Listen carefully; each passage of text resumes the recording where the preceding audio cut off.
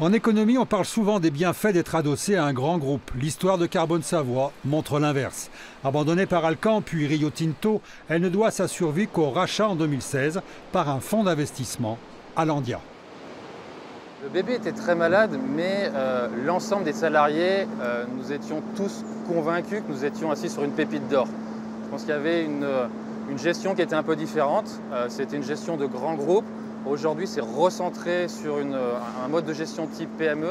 On est beaucoup plus réactif et on a vraiment priorisé les actions nécessaires pour justement arriver à rapidement redresser la barre.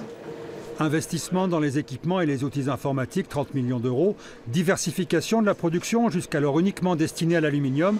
Et remise à plat du modèle social, notamment sur le temps de travail, pour gagner en productivité.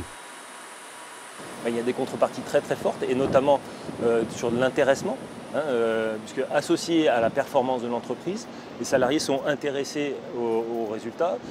Pour exemple, en 2018, on aura versé un peu plus de 4 500 € net par salarié du fait de l'amélioration des performances. Ça, c'est le premier point.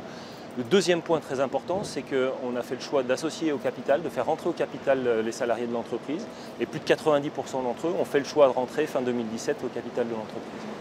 Carbone Savoie voit en effet l'avenir avec confiance. De nouveaux investissements sont prévus afin d'intensifier la diversification, notamment vers les batteries électriques composées à 40% de graphite. Une production qui pourrait être soutenue par l'Europe, on parle d'un Airbus des batteries. Carbone Savoie emploie aujourd'hui 280 personnes et prévoit une dizaine d'embauches supplémentaires grâce à son propre centre de formation.